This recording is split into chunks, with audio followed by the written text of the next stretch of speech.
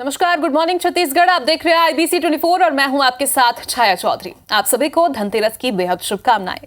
Bulletin की शुरुआत धमतरी की बड़ी खबर के साथ करेंगे। पिंजरे में खूंखार तेंदुआ फंसा है। एक सप्ताह से गांव में ये मवेशियों का शिकार कर रहा था। वन विभाग के लगाए पिंजरे में तेंदुआ फंस गया है। अरसी कन्हार गांव के जंगल में ये पिंजरा लगाया गया था। सीता नदी टाइगर रिजर्व फॉरेस्ट वन परिक्षेत्र का ये मामला बताया जा रहा है। तस्वीरें आपके सामने हैं। IBC 24 पर एक्सक्लूसिव तस्वीर आप देख पा रहे हैं। तेंदुए के दहशत का अंत हो चुका है। चूंकि धमतरी में लगातार तेंदुए का आतंक देखा जा रहा था। सीसीटीवी कैमरे में जगह जगह तेंदुआ कैद हुआ था, जिसके बाद वन विभाग ने लोगों से अपील भी की थी। पिंजरे लगाए गए थे और पिंजरे में आखिरकार खूंखार तेंदुआ अब कैद हो चुका है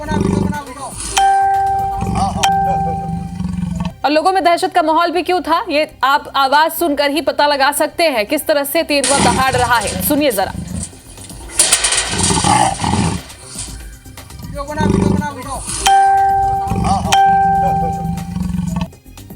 तो अरसी कन्हार गांव के जंगल में तेंदुआ लगाया गया था, जहां पर अब फिलहाल ये तेंदुआ पिंजरे के अंदर है।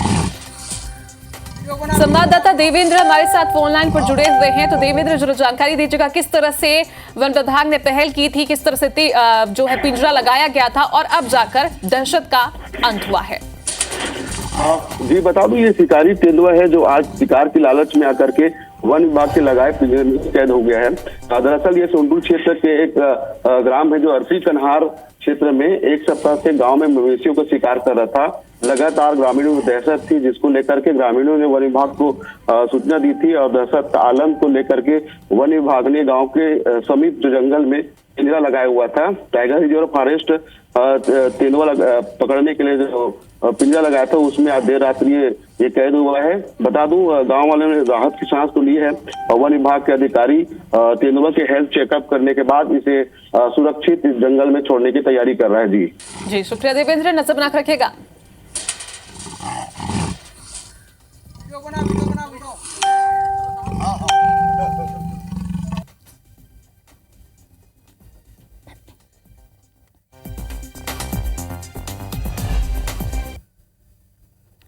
अब आपको न्यायधानी बिलासपुर की दो बड़ी खबरें दिखाते हैं। बिलासपुर में हत्या की दो वारदातें सामने आई हैं। हत्या के 6 आरोपी एक तरफ गिरफ्त में हैं। लेन देन के विवाद में यहां पर हत्या की वारदात को अंजाम दिया गया था। फाइनेंस कंपनी के सभी आरोपी कर्मचारी बताए जा रहे हैं। 24 अक्टूबर को युवक की लाश मिली थी, जिस पर जांच पड़ताल जारी थी। तारबहार थाना पुलिस ने यह कार्रवाई की है। वहीं न्यायधानी बिलासपुर से ही दूसरी खबर, जहां पर सास की हत्या करने वाली बहू गिरफ्तार हो चुकी है। काम करने से मना करने पर पीट कर हत्या कर दी गई थी। 22 मई को इस वारदात को अंजाम दिया गया था।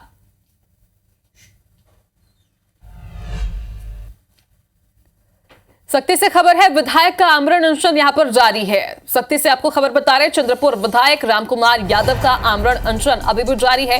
कलेक्टर दफ्तर के बाहर समर्थकों के साथ वो अनशन कर रहे हैं, प्रदर्शन कर रहे हैं। कल दोपहर से अनशन पर बैठे हैं विधायक रामकुमार यादव का ये प्रदर्शन है। कल रात विधायक को मनाने के लिए कलेक्टर भी पहुंचे थे, लेकिन वो मानने को तैयार नहीं है। आज और कल विधायक अनशन में शामिल होंगे। कोई और विधायक शामिल हो सकते हैं इन अनशन में। जैजपुर, बिलाईगढ़, सारंगढ़ के विधायक इनके साथ समर्थन के लिए पहुंचेंगे, शामिल होंगे। ट्रैक्टरों के परिवहन पर हो रही कार्रवाई को बंद करने की मांग यहां पर विधायक कर रहे हैं। आवास निर्माण के लिए यहां पर रेत का परिवहन हो रहा है, उनकी मांग है कि इसे रोका जाए। आवास निर्माण के लिए गरीबों को फ्री में रेत देने की वो मांग कर रहे हैं। सरकार ने आवास निर्माण के लिए वादा किया था, ये उनका कहना है। फ्री में रेत देने सदन में उन्होंने वादा किया था सरकार ने, याद दिला रहे हैं सरकार को। सरकार पर अपनी घोषणा पर अमल न करने का आरोप भी लगाया है विधायक ने। तो Chandulal Chandrakar memorial government medical college में 9 डॉक्टर्स ने इस्तीफा दे दिया। जिन डॉक्टर्स ने इस्तीफा दिया है उसमें 6 HOD सहित 3 सीनियर रेजिडेंट शामिल हैं। डॉक्टर्स की माने तो इस स्थिति की वजह उन पर डॉक्टर्स ने अनावश्यक दबाव, कम वेतन और कभी भी संविदा खत्म होने का डर है। इधर इस्तीफा देने के चंद घंटे के भीतर ही 5 डॉक्टर ने एक निजी मेडिकल कॉलेज ज्वाइन भी कर लिया है। डॉक्टर्स का कहना है कि स्वास्थ्य मंत्री श्याम बिहारी जायसवाल को गलत जानकारी दी गई। उनका वेतन बढ़ाने का आदेश पूरी तरह से गलत है, क्योंकि जो वेतन वर्तमान में बढ़कर बताया गया है वही वेतन उन्हें पहले से मिल रहा है।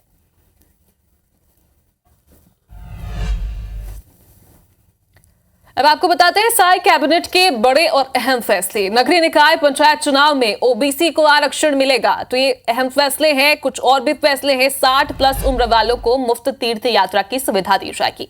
तीर्थ यात्रा के लिए 25 करोड़ स्वीकृत किए गए हैं। विजन डॉक्यूमेंट 2047 के प्रारूप का अनुमोदन किया गया है। नई औद्योगिक विकास नीति का अनुमोदन किया गया है। 1 नवंबर 2024 से 31 अक्टूबर 2029 तक ये प्रभावी होगा। उद्योगों की स्थापना के लिए कई तरह की छूट दी गई है, रियायत दी गई है। जीएसटी में 60 से 100% तक छूट दी गई है। स्टाम्प पंजीयन, मंडी और विद्युत शुल्क में छूट हुई है। 100 करोड़ के निवेश पर अतिरिक्त छूट दी गई है। एआई रोबोटिक उद्योग के लिए 450 करोड़ तक का अनुदान है।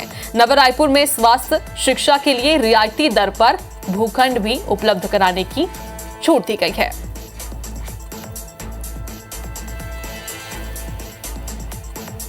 त्रिस्तरीय पंचायत और नगरीय निकाय चुनाव में अन्य पिछड़ा वर्ग कल्याण आयोग के प्रथम प्रतिवेदन एवं अनुशंसा अनुसार आरक्षण प्रदान किए जाने का निर्णय लिया गया। राजधानी का रुख करेंगे। रायपुर में रन फॉर यूनिटी का आयोजन किया गया है। मरीन ड्राइव में रन फॉर यूनिटी का आयोजन हुआ है। सीएम विष्णुदेव साय ने दौड़ लगाई है। एकता का संदेश देने के लिए लोगों के साथ सीएम भी दौड़े। सरदार पटेल की जयंती पर रन फॉर यूनिटी का आयोजन किया गया।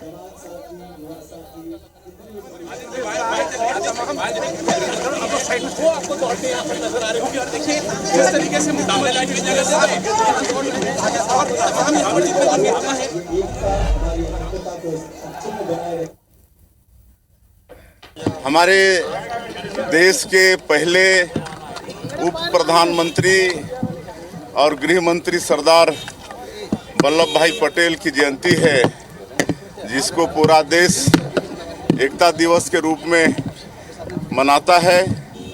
और इस दिन रन फॉर यूनिटी का आयोजन होता है। क्योंकि 31 अक्टूबर दिवाली पड़ रहा है, इसलिए इस साल 29 अक्टूबर को पूरे देश में रन फॉर यूनिटी का आयोजन हो रहा है।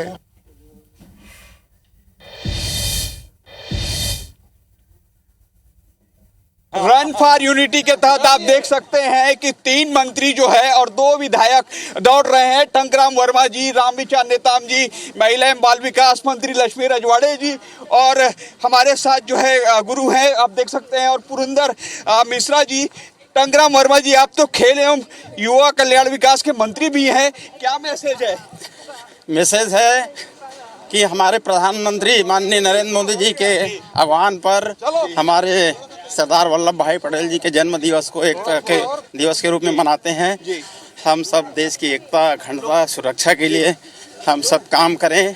ये दौड़ एकता की है, सद्भावना की है और उनके जन्म दिवस को याद करके आज हम सब सद्भावना दौड़ कर रहे हैं। सर नेताम सर, आप क्या कहेंगे सर? आज पूरा देश लौह पुरुष सरदार पटेल को नमन कर रहा है, याद कर रहा है और याद करते हुए एकता दौड़, सद्भावना दौड़ करके उन्हें कोटि कोटि नमन कर रहा है। हमारे साथ जो है महिला एवं बाल विकास मंत्री लक्ष्मी रजवाड़े जी है। महिलाओं को क्या संदेश और सामान्य लौह पुरुष हमारे वल्लभ भाई पटेल जी के जन्म जयंती के उपलक्ष्य में आज रायपुर मुख्यालय में आयोजन किया गया है। इसमें एकता को दर्शाते हुए आज एक बड़ा कार्यक्रम किया गया और खासकर महिलाओं की बात करूं तो मैं चिंता करते हुए सामान्य नरेंद्र मोदी जी ने, सामान्य मुख्यमंत्री जी ने एक बड़ी सौगात दी है इस धनतेरस। ठीक है, तो आपने सुना छत्तीसगढ़ सरकार के इन 3 मंत्रियों को जो आज राष्ट्रीय एकता दिवस के पूर्व संध्या पर दौड़ लगा रहे हैं। हमारे साथ पुरंदर मिश्रा जी हैं। मिश्रा जी, आप दौड़ रहे हैं, आप तो रोज दौड़ते हैं वैसे। देखिए, यूनिटी के लिए दौड़ना पड़ेगा, तभी भारत आगे बढ़ेगा, छत्तीसगढ़ आगे बढ़ेगा। सर, लेकिन आप में तो यूनिटी मैं समझता हूँ सबसे ज्यादा है, क्योंकि आप जो है हर रोज जो है लोगों के बीच रहते हैं और एकता का भाव देते रहते हैं। देखिए, मेरा काम है कि जनता जनार्दन ही सर्वोपरि है और मनुष्य जन्म इसलिए हुआ है कि जनता का सेवा करें। हम सेवा में लिखे और भगवान से प्रार्थना करते हैं कि हमारी सेवा का मेवा भी दे दो। और एक मैसेज देने की कोशिश कर रहे हैं कि किस तरीके से देश में वल्लभ भाई पटेल ने जो मैसेज दिया था उस मैसेज को बरकरार रखा जाए। कैमरामैन लखन शर्मा के साथ सौरभ सिंह परिहार, IBC 24 रायपुर। बिलासपुर को आज बड़ी सौगात मिलने वाली है। सुपर स्पेशलिटी चिकित्सालय सिम्स का आज शुभारंभ होगा। प्रधानमंत्री नरेंद्र मोदी वर्चुअली उद्घाटन करेंगे। उद्घाटन समारोह में सीएम विष्णुदेव साय शामिल होंगे। सुपर स्पेशलिटी चिकित्सालय 200 करोड़ में तैयार हुआ है। तो ये बड़ी खबर आपको बता रहे हैं बिलासपुर से, जहां पर आज प्रधानमंत्री बड़ी सौगात बिलासपुर की जनता को देने वाले हैं। सुपर स्पेशलिटी चिकित्सालय सिम्स का आज शुभारंभ हो जाएगा। 200 करोड़ के निर्माण लागत से यह तैयार हुआ है। साथ ही राजधानी रायपुर को भी प्रधानमंत्री आज सौगात देने वाले हैं। प्रधानमंत्री नरेंद्र मोदी आज वर्चुअली शिलान्यास करेंगे। योग और प्राकृतिक चिकित्सा संस्थान का आज शिलान्यास होगा। 100 बेड का योग और प्राकृतिक चिकित्सालय बनेगा। तो बिलासपुर के साथ ही राजधानी रायपुर को भी आज बड़ी सौगात मिलने वाली है। प्रधानमंत्री सौगात देंगे। आज वर्चुअली शिलान्यास होगा योग और प्राकृतिक चिकित्सा संस्थान का।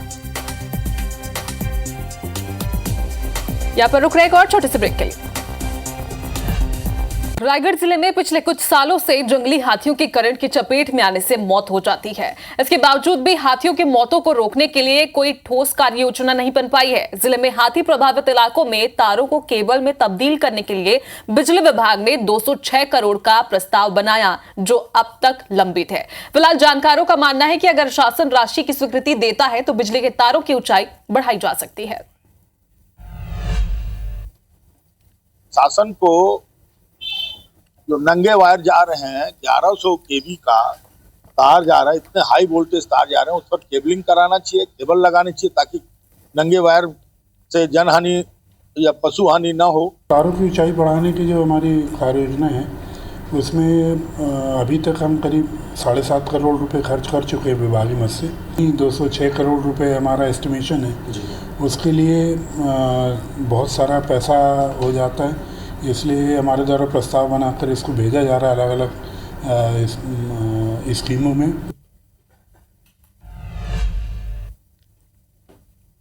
तो छत्तीसगढ़ में बीजेपी अपने सदस्यता के 60 लाख लक्ष्य के करीब पहुंच गई है। जिस तरह से इस बार बीजेपी ने रिकॉर्ड सदस्य बनाए हैं, उसे देखते हुए पार्टी के वरिष्ठ नेता दावा कर रहे हैं कि रायपुर दक्षिण के उपचुनाव और नगरीय निकाय चुनाव में बीजेपी की जीत तय है। उनका कहना है कि प्रदेश के मतदाताओं में से 45% मतदाता बीजेपी के सदस्य बन चुके हैं।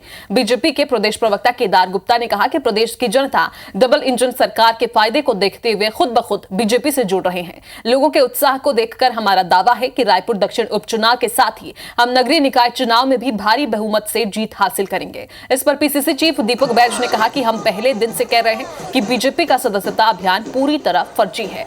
इसका कोई भी असर आगामी उपचुनाव और नगरीय चुनाव के चुनाव में देखने को नहीं मिलेगा।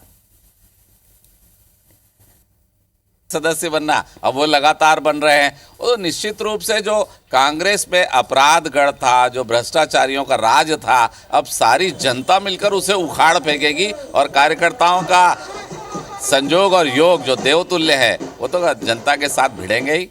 इसलिए मुझे ऐसा लगता है कि नगरीय निकाय चुनाव में और दक्षिण विधानसभा में भारतीय जनता पार्टी का परचम फिर से लहराएगा। ये फर्जी सदस्यता अभियान बना के अपने आप को वाहवाही लूटने का काम ये लोग कर रहे हैं।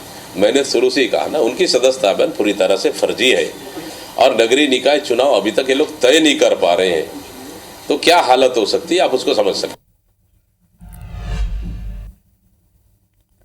फिलहाल इस बुलेटिन में अभी के लिए इतना ही, लेकिन आगे देखिए खबर 9 बजे सुश्री पांडे के साथ। मुझे दीजिए इजाजत। नमस्कार।